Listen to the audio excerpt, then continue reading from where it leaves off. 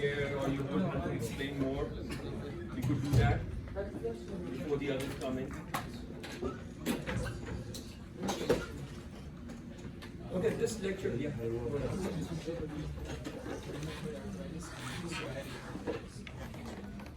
Okay, I told you the rheumatoid arthritis, in that you would have osteopenia as to begin with. It begins with osteopenia, bone density reduces. Remember, psoriatic arthritis does not reduce in bone density. In fact, it is an arthritis in which bone is produced, like the periosteal reactions are there. Okay? So the first thing that you should look for is the bone density. Is it reduced or is it normal? If it's normal, it's unlikely to be rheumatoid arthritis. Okay? So remember, rheumatoid arthritis, the earlier most findings are bone density reduction before the erosions come in. In psoriatic arthritis, the erosive changes would be there. Okay? But the problem is again where these changes are going to be. In rheumatoid arthritis, remember I told you the proximal areas, the metatarsal heads, the metacarpal heads, the proximal interphalangeal joints are going to be involved. In psoriatic, it can be any joint, okay? Depending on, any joint can be involved. But the problem with psoriatic is you would also have other changes associated with it. You would have periosteal reactions, you would have calcifications in the soft tissues. Okay? So the main thing that you need to look for is the bone density. If it's reduced, it's more in favor of rheumatoid arthritis, and if it's normal, it's psoriatic arthritis. But if you give us like an X-ray, sometimes the bone density is hard to determine. I'll not give you an X-ray to diagnose on bone density, because bone density you need to be looking at a lot of normals before you are able to determine whether this is a reduction in bone density or is it more or normal. Okay, so today we're going to talk of soft tissue pathologies. When we talk of soft tissues, these are the structures that are there: skeletal muscles, fat, fibrous tissue, vascular structures, and peripheral nervous system. So if you look at your hand or your arm, what are the soft tissues here? You would have skeletal muscles, obviously the muscles which are there. You would have fat in between or overlying these muscles. You would have fibrous tissue, the in between fibrous strands which are sort of making or dividing the muscles into compartments. You would have vessels, arteries and veins going with the neurovascular bundles. So you would have, every soft tissue would have its own pathology. If it's a tumor of the skeletal muscles, obviously you would see a mass in the muscle. You could also have hematoma or infection or an abscess in the muscles. Fat, as you all know, the fat can be excessive in the subcutaneous in cases of Cushing's disease. You must have seen cases where they have excessive fat in the subcutaneous areas. The fat can also be a tumor inside, like a lipoma. A lot of people have lipoma in this case. It's just a benign collection of fat in anywhere. It can occur anywhere.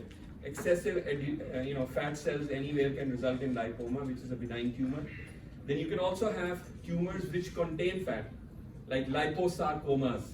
Some aggressive tumors can also have some elements of fat with them.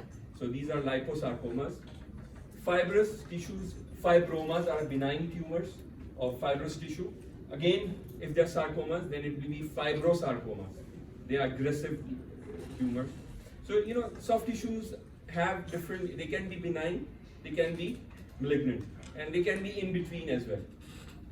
Vascular structures like, IVC or any vein can have a tumor of the wall, which is called, like in IVC, it's a leiomyoma. The muscles the muscle cells that are there in the wall can sort of overgrow and form leiomyomas in cases of vessels. Similarly, in the peripheral nervous system, do you know of any tumors of the nerves? Yes. Neuromas. Yeah. Neuromas are there. Similarly, the neuromas can also be there in neurofibromatosis. These are some conditions like syndromes where you would have multiple neuromas in the body. So, all these soft tissues have tumors. They can form tumors which can be benign and can be malignant. We'll talk of this in the end, because obviously this lecture is not just about tumors. we'll talk of other soft tissue pathologies as well. Before I was sort of, making this lecture, I was thinking what would be more of interest at your level. If I keep on teaching you tumors, would it be beneficial? Probably I thought not. The more related to pathologies related to trauma, like this gentleman just showed me a fracture. So a lot of sport injuries where you have these injuries to the muscles and the tendons and the ligaments are of more interest at your level. So what I did was I collected the common ones that probably are going to be of interest, and you should be knowing them because you have on and off frequently sort of injured these areas, or you know what to expect when you have such injuries. So what we are going to do is we are going to talk about rotator cuff. If you injure your shoulder, what does it look like? Biceps tendon, again, very commonly injured. If you injure your biceps tendon, what happens? Acromioclavicular joint, if you fall on the shoulder, how it looks like. Epicondylitis at the elbow. Dequervens is the first compartment. You see this carpal tunnel, the median nerve is compressed. So ankle sprains, plantar fasciitis. We'll all talk of meniscal injuries, ACL and the knee injuries. Similarly, we will talk of the hip injuries, which are common. So I've just selected the common ones that at your level would be of interest. But with giving you examples of this would sort of also explain what pathologies are there in the MSK, or when we consider these injuries. One advantage of MSK while imaging is we can make use of ultrasound. Why? Because a lot of structures are superficial. Like if you injure any tendon here in the hand or in your foot, you can just put a probe with high frequency and you can look at the structures which are just below it. So then, the soft tissues can be easily evaluated with the help of ultrasound. So like for example, if you injured a tendon or you tore up or some part of the tendon was cut, you can just put or see the continuity of the tendon or the muscle by just putting a probe there. You see, this is the muscle-like appearance, and this fibrillar pattern, this echogenic fibrillar pattern, we call this a fibrillar pattern. You see this lines, linear lines, this is the tendon. So the muscle has a tendon with it. Usually the muscles have tendon which attach to the bone. Okay. Now this is a subcutaneous area. If you look at this is the skin, this is the subcutaneous fat, and this is a lesion inside the subcutaneous. So this is a lipoma in the subcutaneous location. So you see, it's well defined. It's a fat very much similar to the surrounding fat, which is the subcutaneous fat. So this is a lipoma in the abdominal wall. Now what about this? What does it look like? Cyst. Why? Because it is black. The fluid looks black on ultrasound. So this is a cyst. You see, ultrasound on feeling, when you palpate, both of them you would just sort of feel a swelling inside.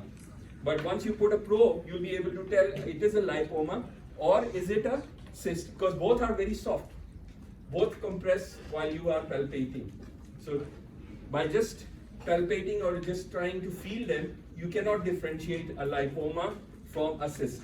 But by just placing an ultrasound probe, you can easily differentiate what is underlying. Do you see the importance of ultrasound? Another example, again, these are cysts. Because why they are cysts? Because this is fluid inside. And when you put a color, you see there is flow around them. You see? When you put a color Doppler, so with ultrasound, you can also make use of the flow. Is there any flow in the wall of the cyst?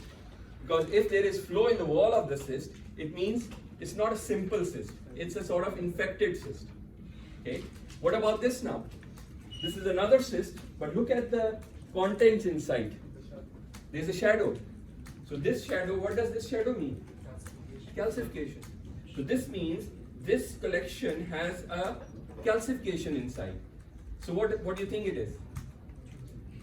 Is it a simple cyst? It's a complex cyst. It's a complex cyst which has some sort of calcification or some foreign body inside. So you see, ultrasound can also detect foreign body sometime. So if you have a collection which was because of some foreign body going inside, obviously there's a reaction around it, you can also detect that. So you see, the ultrasound has a major role in cases of soft tissue structures, especially when we are studying the musculoskeletal. But obviously when we go deep into the structures, then we can make use of MR, NCT and the other imaging modalities. Clear on this, everyone?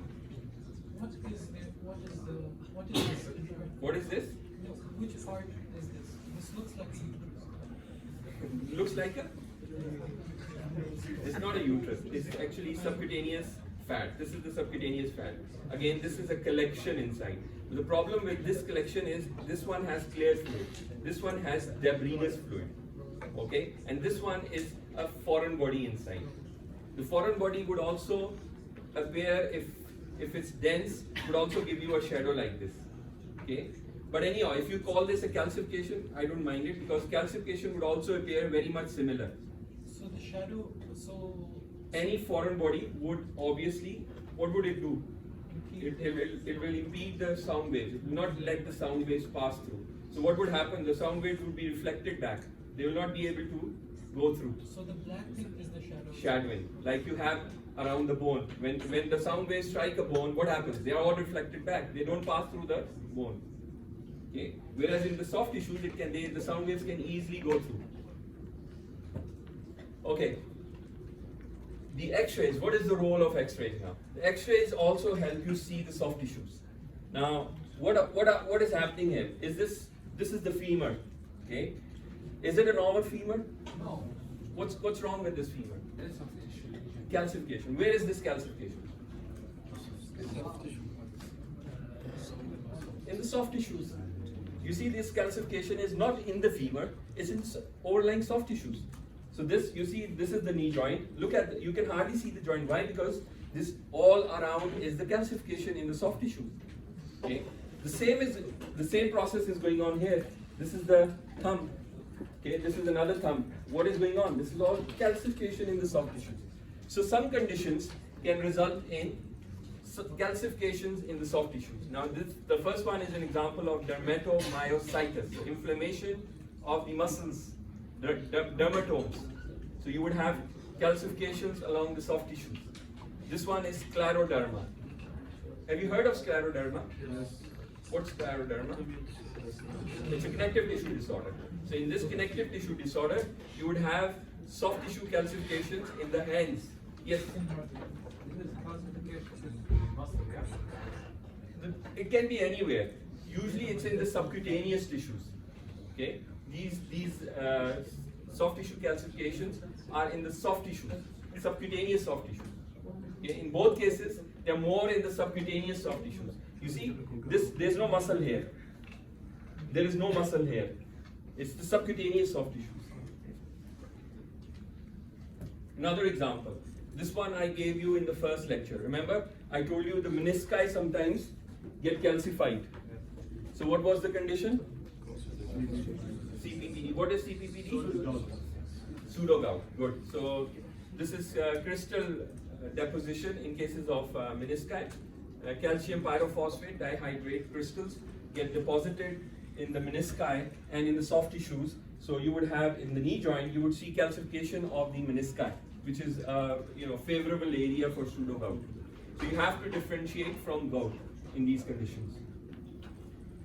Okay, so before we go into more detail, we must know this terminology. What is tendon and what is ligament? Do you know what is tendon? Muscle to the bone. The muscle is attached to the bone through a tendon. Whereas a ligament is bone to bone. It doesn't have a muscle. The ligament means a bone is attached to a bone. Okay? So what happens is we use different terminology in cases of muscles. If the muscle is injured, we use strained. The word strained. The muscle is strained. In case of ligament, we use sprained. So if the ligament is injured, we call it the ligament was sprained. Whereas if the muscle was injured, we call it the muscle got strained. Okay? So you have to remember this. At times is very confusing for beginners. Sprain is for ligaments. Strain is for muscles. Okay, so in this picture you can see this is the Achilles tendon. The Achilles tendon. Okay, the gastrocnemius muscle has this tendon which attaches to the bone. So the tendon makes the muscle attach to the bone. So it's the tendon is the intervening part between the muscle and the bone. Whereas the ligament is from one bone to the other bone. So this is the lateral collateral ligament at the fibula. Whereas this is the medial ligament or deltoid ligament at the tibia. So the tibia attaches to the calcaneal attachments. This is the deltoid ligament. Okay, clear on this, everyone?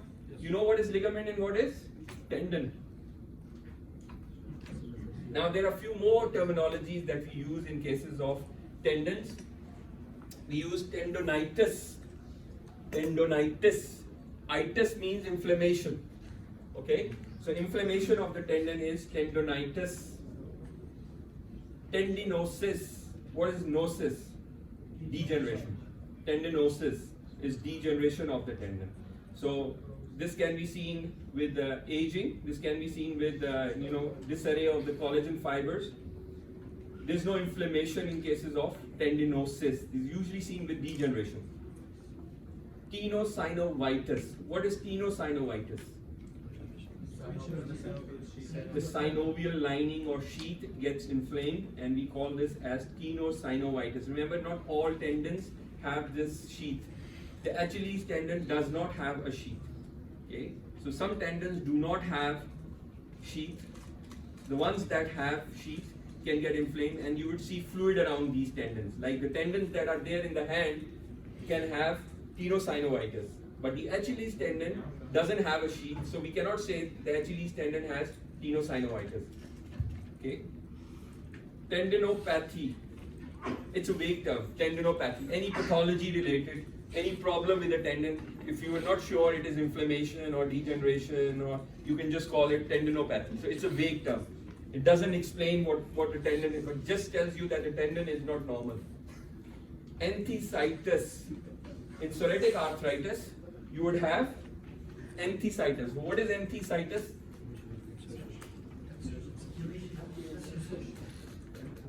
Enthesis. The attachment, the insertion, the attachment of the tendon where it attaches to the bone gets inflamed. So we call this as the enthesis. The enthesis get inflamed in cases of enthesitis. Okay, so this is another terminology that we use. Usually it is seen in seronegative arthritis like ankylosing rhesus and psoriatic arthritis, where you can have these tendon attachments to the bone. So the attachment site gets inflamed. Okay, so what about the injuries now? The sprains, the ligament sprains. We have first, second, and third degree sprains. So what is first degree? There is no laxity. So when you try to move the ligament, it's still rigid. The fibers are intact. In second degree, there is slight laxity, but the pain is there when you move these ligaments. And third is obviously the ligament is torn. There's no connection. From one bone to the other bone, the ligament is torn in between. So then it is grade 3. Similarly in muscles, remember the strains in muscles. If it's a muscle strain, it is something like this. So what would you see on ultrasound? You would see that the fibers, the muscle fibers, there will be increased signal inside the fibers. Okay, so this is a strain. If it is torn like this, it's partial tear. The muscle is partially torn. Here it is completely torn. The muscle is completely torn. So we use this terminology. Either it's going to be a strain, or it's going to be partially torn, or it's going to be completely torn. Okay? So how would a strain look like on MRI? You see? You'll have fluid along the muscle fibers. So the strain would look like something like this. Intermediate signals. If you have fluid going through these fibers, like the T2 fluid, like the fluid you have in CSF or any other place in the bladder, or there's a gap in between, then you would think of tears. Okay, so this is the initial one, this is the middle one, and this is the extreme one, where it's completely torn. Okay, then there are a few other things in between these muscles, which are the bursa. I showed you a few cases last time. Yeah. For the last MRI, what's this? This is a strain, because the muscle fibers are just adenomatous. Okay. Strains are usually picked up on MR or ultrasound. X-rays will not show you the changes in the soft tissues. Okay, bursa. So these are synovial sac-like fluids. They get inflamed. They are located at various places. Remember, the common ones are the trochanteric one around the greater trochanter. So a lot of people complaining of hip pain. Actually, the pain is because of the bursitis that the bursa that are there get inflamed. Okay, so they can be anywhere where these these muscles are. They are seen usually adjacent to the attachment of the muscles to the bones. So the common locations are hip, knee, heel, elbow, shoulder. Okay. How would you diagnose bursitis? You can do an ultrasound if it's superficial, or you can do an MR, which would show you fluid collection inside. Now this, I gave you an example, the first lecture. We have the housemaid's knee. Okay, so they have this problem because they are kneeling all the time, working, while mopping the floors.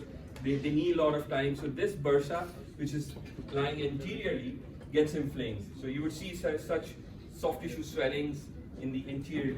Okay,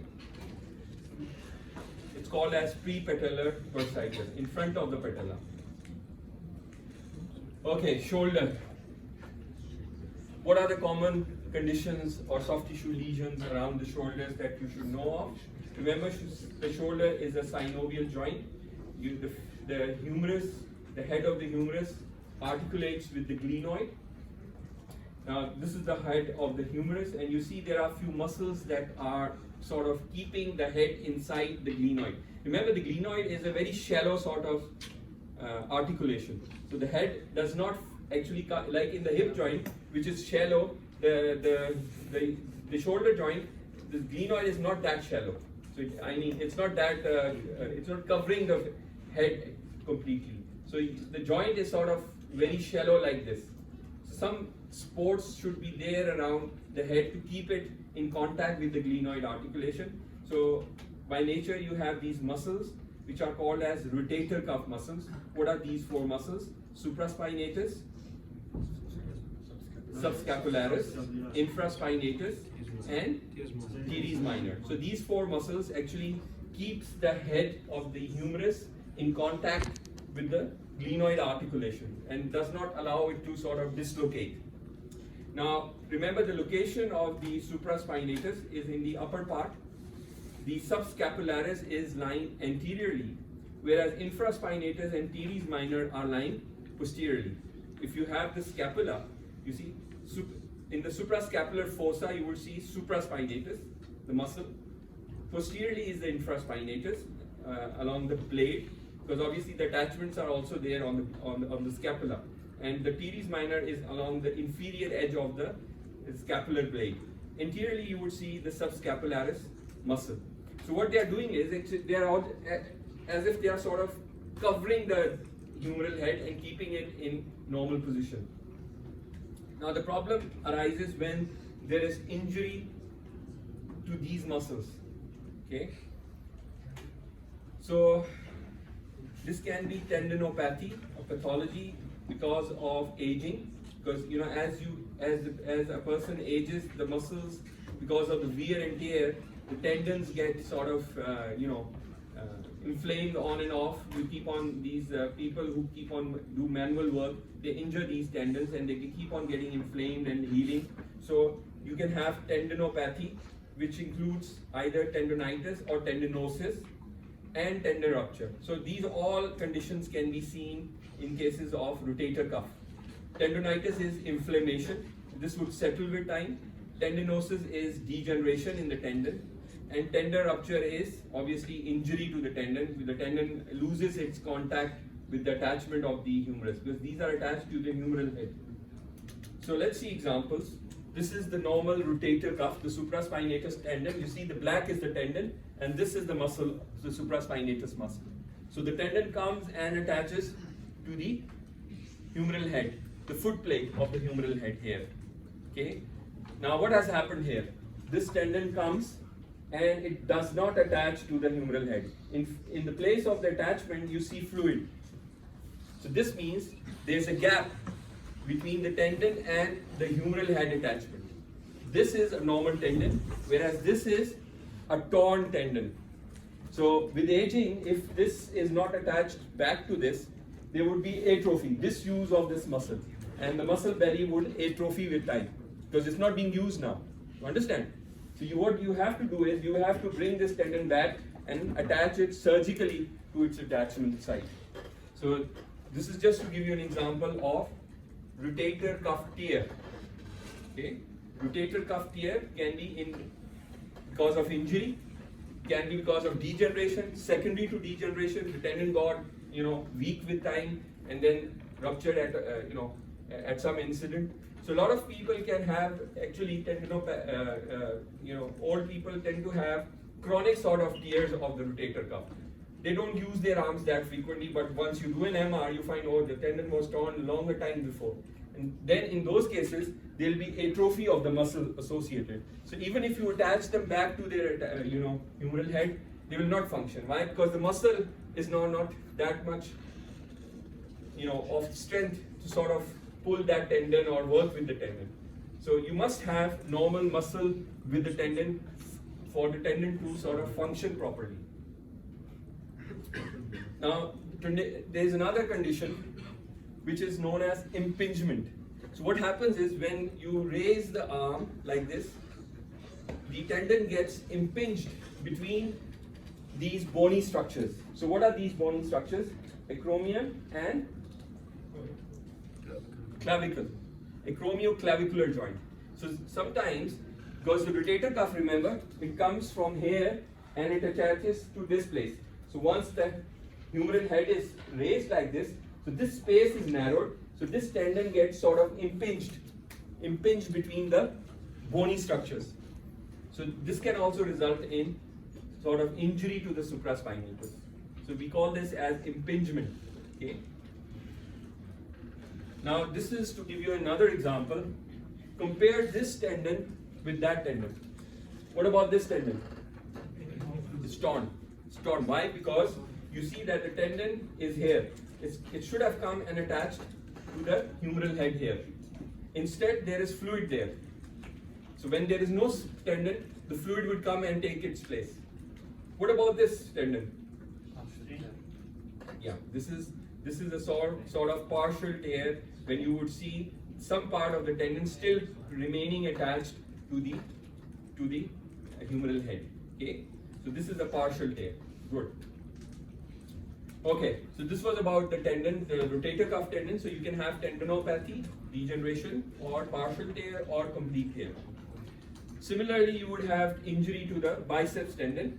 It's a very common sign, Popeye sign. Remember, the biceps has two attachments at the humerus, at the shoulder joint, and one attachment to the radial tuberosity. It has two heads, the long head and the short head. Remember, the long head, where does the long head attach? Yes, the long head attaches to the supraglenoid part, whereas the short head, coracoid process. Okay, so you can injure the biceps can be injured at any of these points. Can be at this point or can be injured here. It can be similarly torn at any point. So you have to know where the injury is. It can be here at the radial attachment, or it can be at the upper part in the shoulder. So how would you do? What would you do? You would do ultrasound and MR depending on which part you are suspecting the injury, and obviously then you have to repair them. Once the tendon is torn, you have to repair these tendons. Unless you repair them, the function would not return. So this is how it looks like, the Popeye sign. Okay, the tendon, you would see a bulge of biceps muscle. Actually, the tendon there's discontinuity of the tendon. Now, this is an example of, it should have come and attached to the radial tuberosity. So the tendon is torn and retracted up. So this is at the elbow level. Here, this is torn at the, you see, this is where the tendon is. It should have come and attached to the glenoid. So the tendon is actually lying here. So this is at the upper part. The long head of the biceps is torn here at its shoulder attachment site. So MR is very useful in finding out which tendon is torn. Is it the short head or is it the long head? Similarly, for when you do an MR for the elbow, you can find out whether this is, the tendon is completely retracted in this case. So it should have come and attached to the radial tuberosity. Okay, another condition that you would see is when you fall on the shoulder, you can injure your acromioclavicular joint. Okay, so what are the types? Sorry. The previous two slides. Mm-hmm. Yeah, the one on the right isn't. It's completely torn. Shouldn't the fluid be inside? You're talking of this one? Yeah. Yeah, the fluid is there. This is the fluid. What's the red? The red is showing you the retracted tendon. The tendon should have come, do you see this is the tendon? It should have come and gone and attached to all the way down here to the radial tuberosity. You see, this is the condyle of the humerus. Okay, so this is where the ulna is. So the radius is here somewhere. So the tendon should have come and attached here. So you see, it is torn and it is folded here. So this is the torn end. Okay. Okay, acromioclavicular joint separation, as I've told you, usually seen in injuries like hockey, football, when you fall on your shoulder. So there's tenderness there, there's swelling there. Okay, there are different tests which can help. You can also do x-rays, but remember the x-rays are when it is displacement of the clavicle. Initially, it is just the injury to the coracoid ligament. Okay. The coracoid process and the clavicle, there are few ligaments that are keeping them together. So if you just sort of sprain these ligaments, it's type 1 and type 2. The initial ones, they don't do anything, just sort of immobilize it. But the problem is when these ligaments are torn. So the displacement of the clavicle would tell you whether it is posteriorly displaced, is it inferiorly displaced, or it is superiorly displaced. So there are different varieties. These three varieties, when you have displacement of the clavicle, you need to surgically fix them. Okay? So there are different grades of injuries depending on what sort of ligamentous injury is there and what displacement of the clavicle is there. Have you heard of adhesive capsulitis? What is adhesive capsulitis? Frozen shoulder. Good. So you do know what is frozen shoulder. Frozen shoulder is usually, sometimes you would see that you are unable to move the shoulder. It's as if someone froze your shoulder. When you try to move it, it's painful. So what is going on is actually inflammation of the capsule. The capsule gets inflamed in cases of frozen shoulder. Okay? So how do you do that? How do you check for this? You can do an arthrogram or you can look for fluid inside the joint. Remember, when the capsule gets inflamed, there is very little fluid in the joint.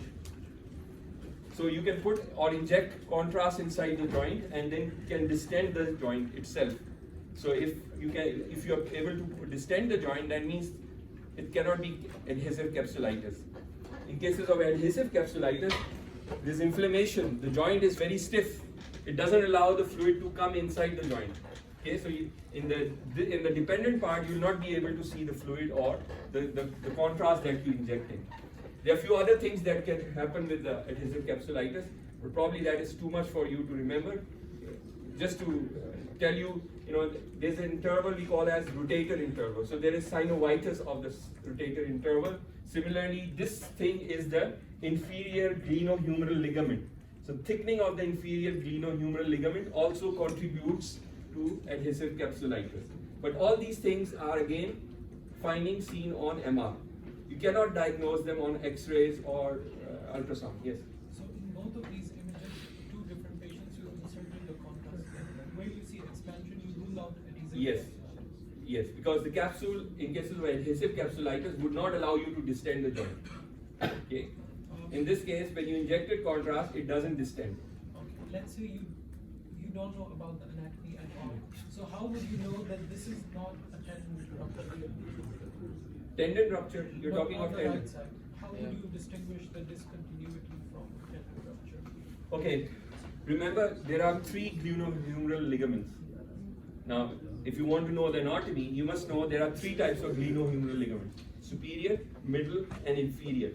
This one, which attaches to the inferior glenoid process and then goes all the way, it attaches to the humeral neck, is the inferior glenohumeral ligament. Okay? In cases of adhesive capsulitis, this ligament gets thickened. So because of this thickening, there is very less space for the fluid to come in. My question, like, if you don't know the anatomy at all, can you distinguish that that is not a ruptured tendon? Which tendon? No, image B. Can Mhm. someone may confuse this as a ruptured tendon? How can you distinguish? There's no tendon here. There's a ligament here. You understand? There is no tendon here. There is a ligament here, which I've told you. This is the inferior glenohumeral ligament. Glenohumeral ligament. So if you read or see thickening of this ligament, it goes in favor of adhesive capsulitis. So, the problem is, it looks very easy. Frozen shoulder, but the mechanics behind that are, very difficult to explain. That is why you require an MR to diagnose it. But clinically, these people, the orthopedic people, they know what is frozen shoulder. When they move, they have this test that help them diagnose frozen shoulder. They don't ask for MR in every case, but this is when they do ask for an MR. Okay. Okay, we are halfway through it. Is there any other questions that you want to answer? Yeah. Previous slide to Which slide? This one? the previous one. Only the point. In the rotator cuff tears.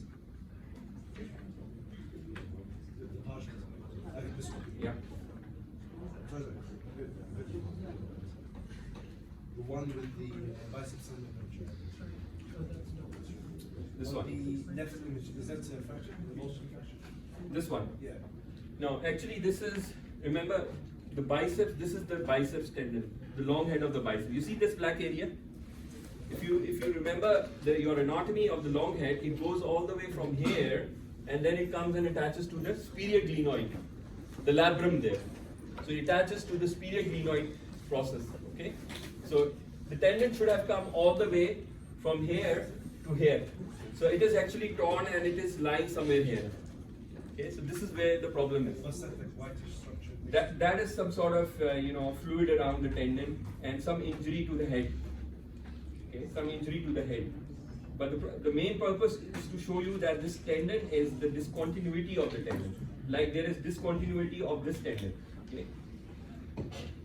Obviously, these are just selected images. Once you do an MR, once you get an image, you'll have all images, the three planes.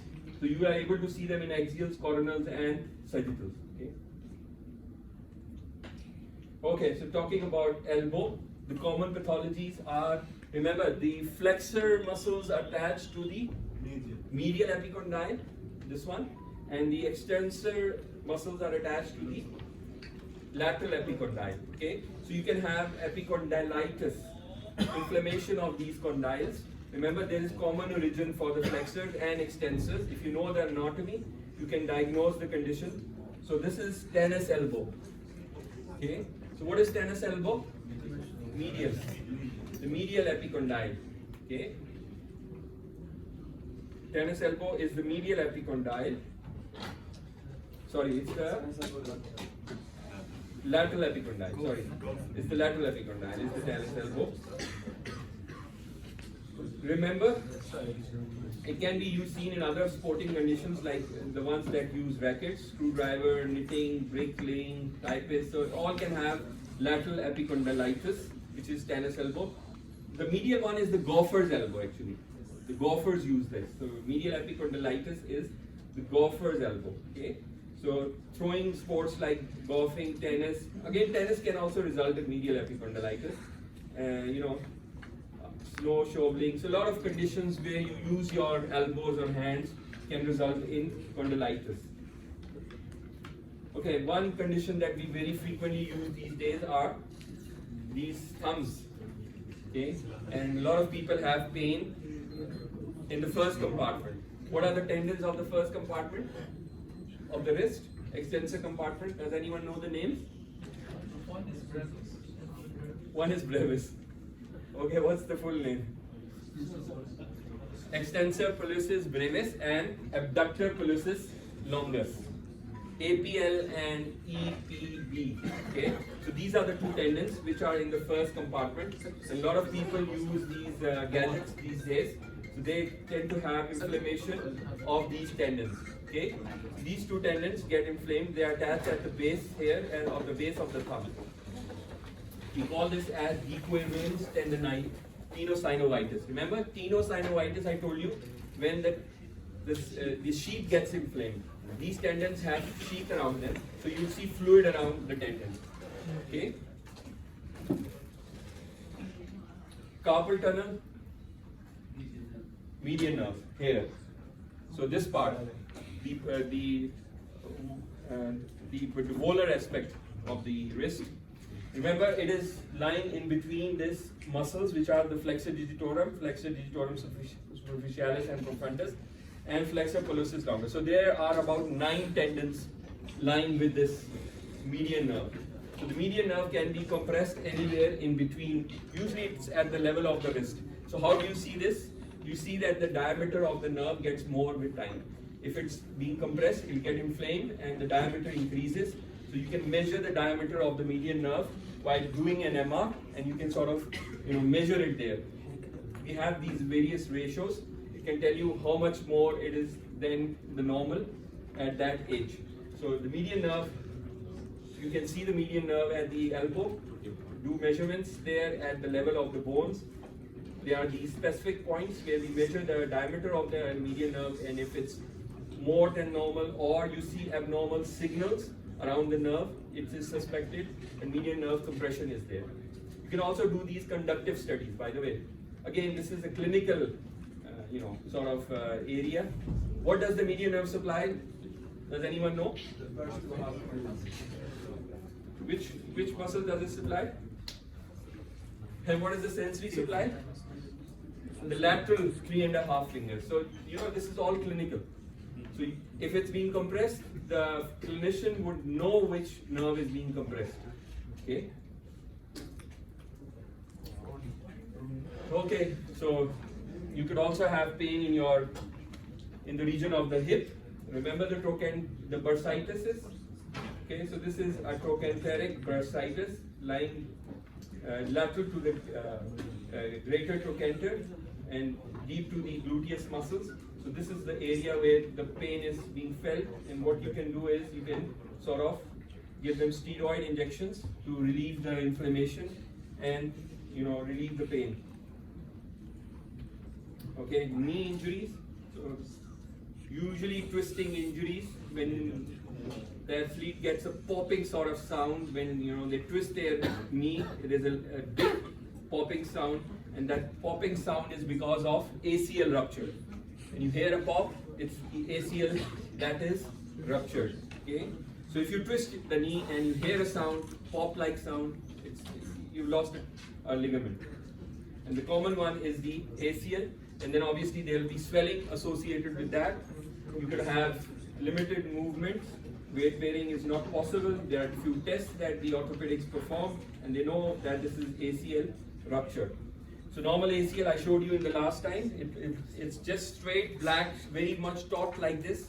If it's sort of lax or discontinuous, like in this case, it is torn. Okay. X-rays can help if there is avulsion of the bone with the ACL. So if the ACL avulses the bone with the while it's being injured, usually it's seen in children where the bones are not that compact, so the bone piece also gets sort of pulled along with the ACL tear. PCL is another ligament which is there. Again, you should see the black continuity. You see this is discontinuous here. So again, a PCL is the posterior cruciate ligament injury. Remember, these are very less isolated. PCL injuries are rare. Why? I remember if I told you, you're usually seen in dashboard injuries. So the person sitting or driving sometimes hits the dashboard, and then you have PCL isolated injury. Normally the ACL is more injured. And when you have the ACL and PCL injuries, you should also look for the meniscal and collateral ligament injuries, because the knee also has few other ligaments that need to be monitored. Okay, so this is an example of meniscal injury. The menisci should be jet black like this. These triangular tie bow structures, they should be black like this. If you see any abnormal signals inside these menisci, then it is meniscal injury. Usually these are associated with ACL and PCL injuries. Okay, so what is wrong with this now? What is this tendon? Patellar tendon. So it can be injured at this attachment site, or it can be injured at this attachment site. If it is attached this attachment site, it is called as jumper's knee. Okay, the ones who play basketball, they get injury to this part, which is the lower part of the patella. The other name for this is Sinding Larsen. You just remember jumper's knee. This one is Osgood-Schlatter. The attachment here of the patellar tendon to the tibial tuberosity. Sometimes you would see inflammation of the tissue here. So a lot of inflammation here, swelling here. So this is another sort of tendinopathy that you would see in cases of patella. So the knee can be injured anteriorly as well. Okay, foot. Look at this foot. This poor chap, look at this. Okay, patellar fasciitis. A lot of people who walk barefoot tend to have plantar fasciitis. So what is plantar fascia? It's the attachment of this fascia, the facial aponeurosis, to the medial part of the calcaneum. Okay, so you can sort of get this inflammation of this fascia here. We call this as plantar fasciitis. Remember fascia? So fasciitis. So how does it look like on MR? You see the attachment, this is the plantar fascia. The area gets thickened, more than 4 millimeters in thickness. If you measure this, this is more than 4 millimeters. Look at this plantar fascia. This is how the normal should look like. So the attachment site where the calcaneum is, there's thickening of, and obviously these patients feel a lot of pain when they're walking. So what they do is, obviously they sometimes are asked to change shoes, don't walk barefoot on the floor. Then if that doesn't work, they are given exercises. If still doesn't work, then they inject steroids in the area which is inflamed. Yes? Plantar? What do you know of the plantar plate?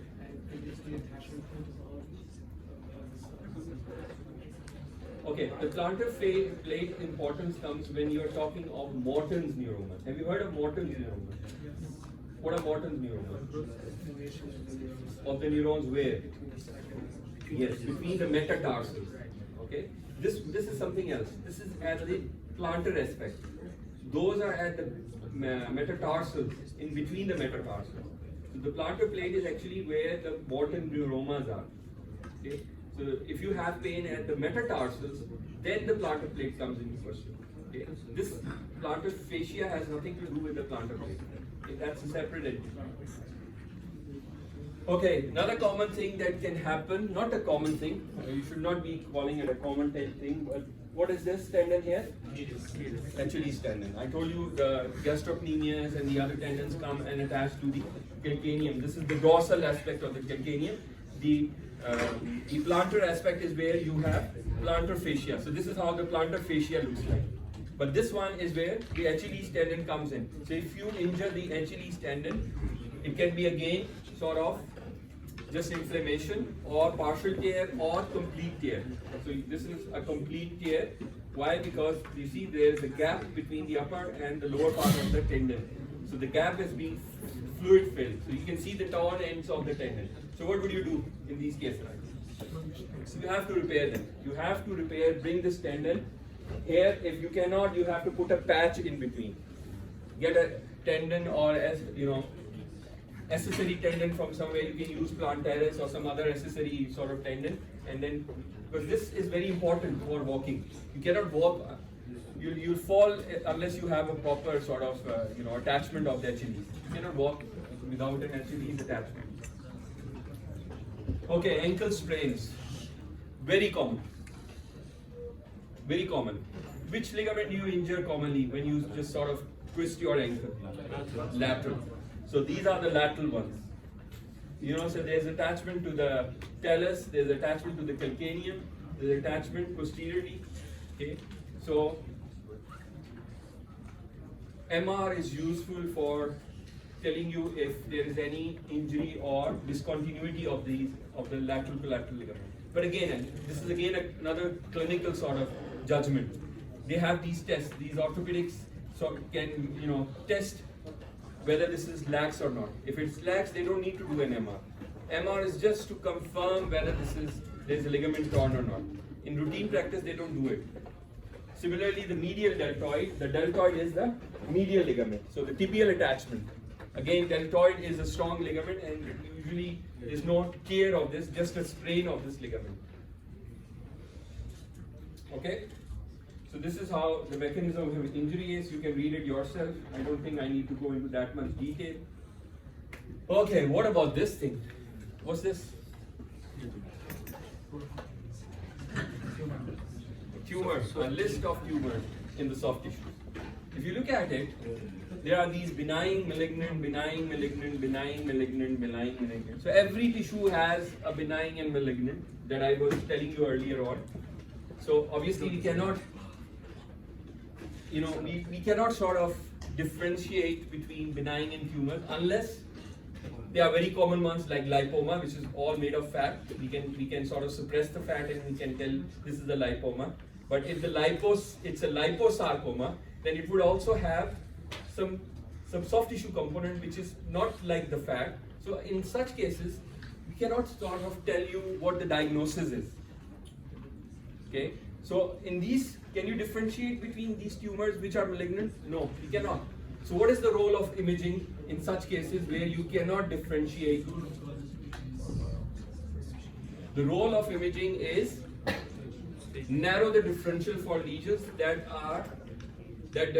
demonstrate intermediate characteristics. Intermediate means we are not sure they are benign or malignant. Exclude the benign diagnosis like lipoma, ganglion. We know ganglion has fluid. We know lipoma has fat. So that can be sort of, if you have a swelling which is lipoma or a cyst, you can easily tell on ultrasound and MR. But the ones that are in between, they should be called as indeterminate. So we cannot tell whether this is benign or malignant. So what should you do? You need to biopsy these lesions to rule out malignancy. MR has a role which is to evaluate these soft tissue tumors. Why? Because it will tell you the local extent, where the lesion is, so that you can biopsy this lesion. Similarly, it will tell you whether the neurovascular bundle is involved or not. MR will tell you whether there is tumor necrosis. So you don't target the necrosis, because if you target the necrosis, you will not get the tumor cells. MR will tell you what is the planning. How would you go about doing the surgery? If, for example, if it's an osteogenic sarcoma, which bone is affected, how much part of the bone is affected, where would you leave the graft? Okay, can you put a graft there? So planning all goes with MR. So MR does have a role in these all cases, but it's more like not in diagnosing, it's more like supporting or leading to or helping you make a diagnosis by guiding you to the area where you can biopsy these lesions.